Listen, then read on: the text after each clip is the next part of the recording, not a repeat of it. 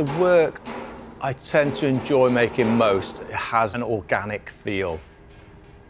You know, I'm fascinated with nature and the landscape, and I'll try and make sculptures that interest me.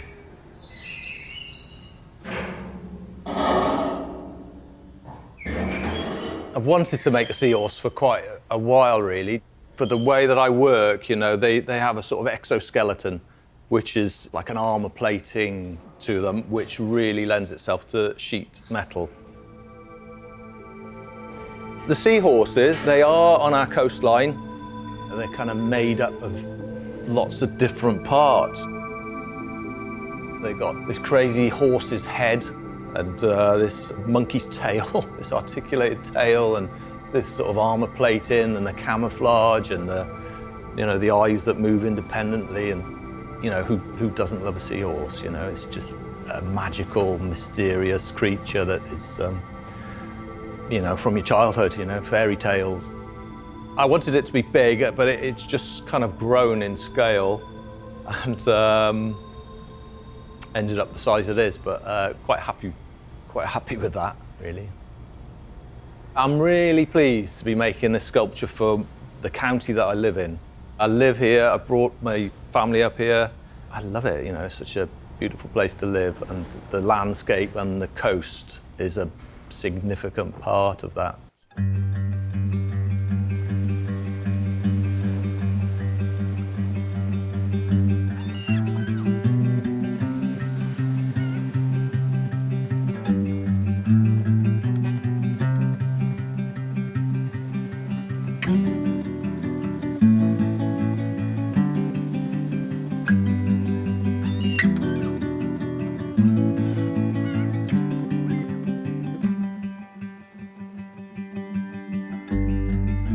North Pembrokeshire is the first place I lived in Wales.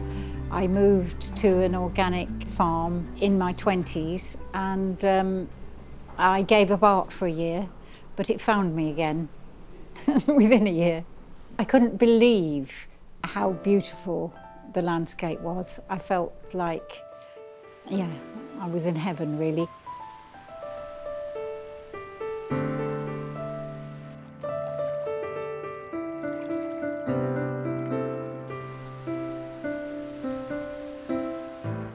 What we wanted to do really was create something that would attract tourism, would support regeneration by boosting people's pride of place, really, and by doing the consultation process and listening to what people said, we hope we've been reflecting some of the things that are important to people locally. The actual consultations were really inspiring and really interesting. We did several public consultations. So we did a very open sort of process by just having large pieces of paper stretched across lots of tables with suggestions and provocations that people could respond to. You could draw, you could write. So everybody could participate, whatever their age or ability, really.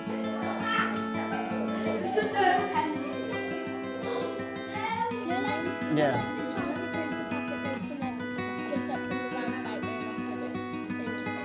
Yes. The young people came up with lots of concerns about biodiversity. So we focused a lot on bringing those sort of ideas into the artworks. There's a good chance I might be working, because I probably won't be able to get the fridge. I'll be 70. Don't worry, I am. You're not 71. We could see very clearly that there was a strong appreciation of the natural environment.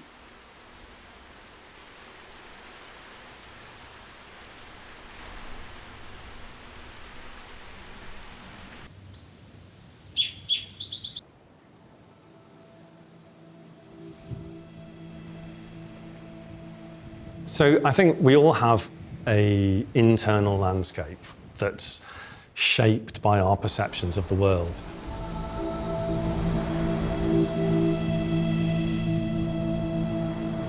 If I look at a tree It might mean something to me. It might be a tree that I've known since I was 10 years old that I've climbed in. To someone else, they might just see something that's in the way of a road. We all carry these value systems around with us that we overlay on the landscape. My practice explores our relationship with place and landscape and what we think of as the natural world.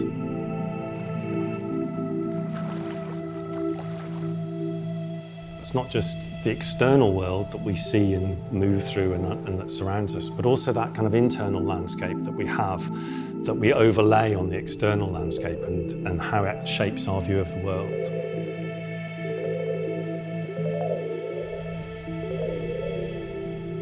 I used to live in Goodwick, here, so I've walked into Fishguard along the Parog many times to do that walk along the edge of the sea, along the shore.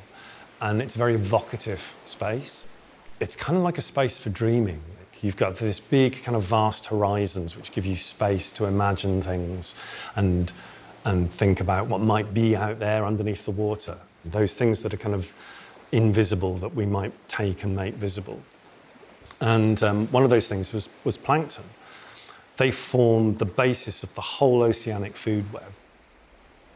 I mean, they're fundamental to our existence on the planet, yet they're almost invisible and you can't see them, and they're all out there. So how do you make something that's invisible visible to people? And that's where augmented reality comes in. What we're trying to do is to take these things that are very small, minute, invisible almost, make them very large, blow them up so that they have a presence, so that they feel impressive, to give a sense of wonder.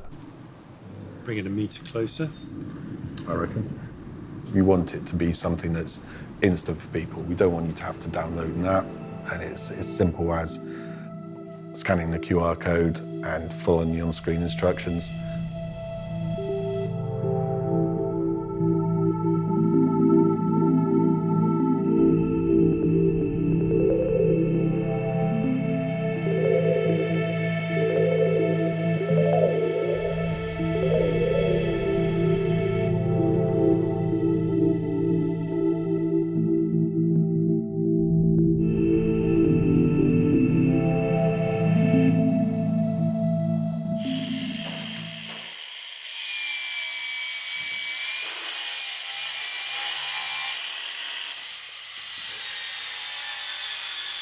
I think that in today's world, people and especially children are hugely exposed to electronic devices, which are unrelatable. You can't really understand how they work or anything. Well, I certainly can't.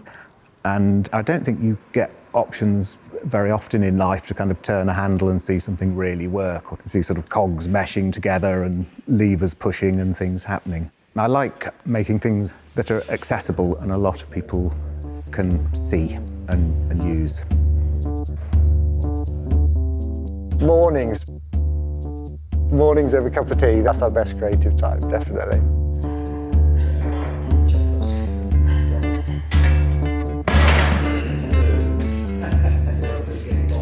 We really like making the unexpected things. We like interactive, creative things that people aren't expecting, so we make so many daft things that we can't believe we're making a lot of the time. The fish wind sculpture.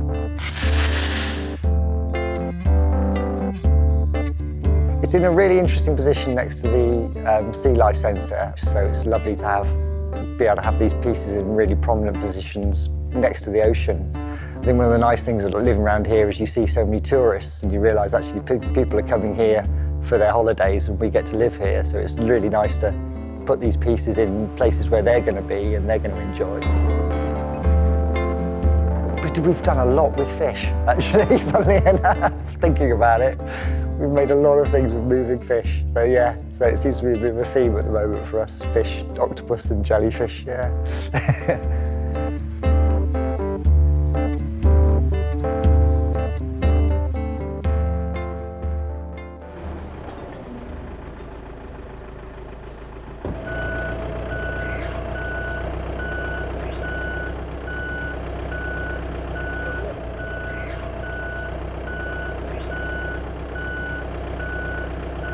For me, the public arts should be engaging with the public, really, so it's there for the public to enjoy and witness.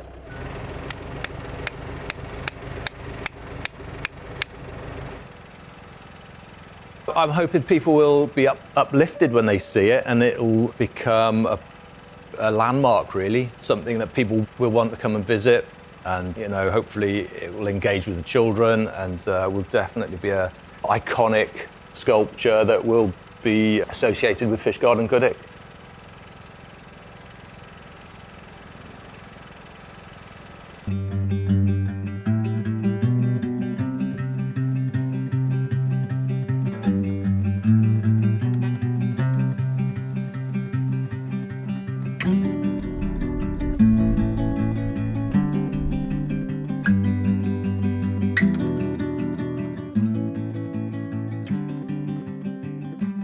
How did it get built?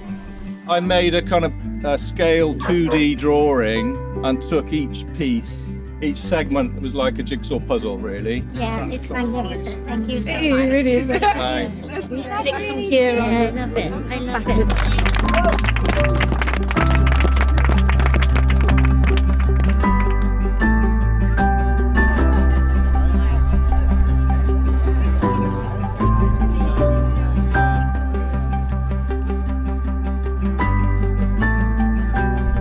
That's amazing. I hope I got it because I don't get to be silly anymore.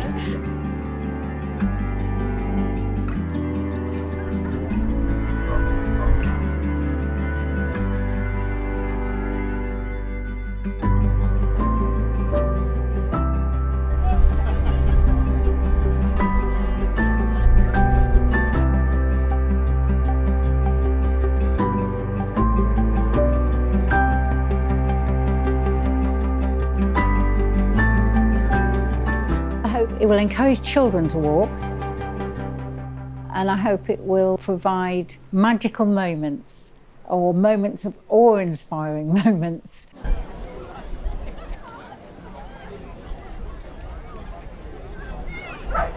We're hoping that the trails will help families with young people, as part of that family, have a reason to walk together.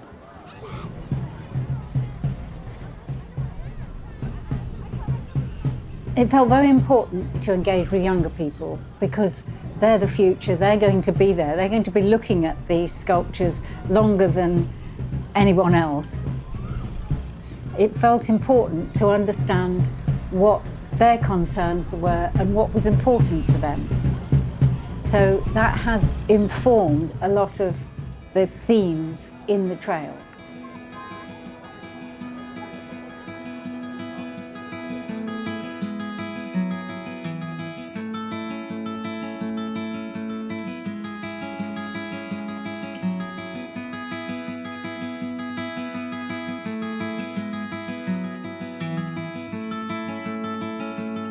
There's an opportunity for people to get together outside of individual screens and experience something outdoors, which is an extraordinary moment in time. And it could only happen in that way, in that place, at that time. So it's a unique, positive outdoor collective experience.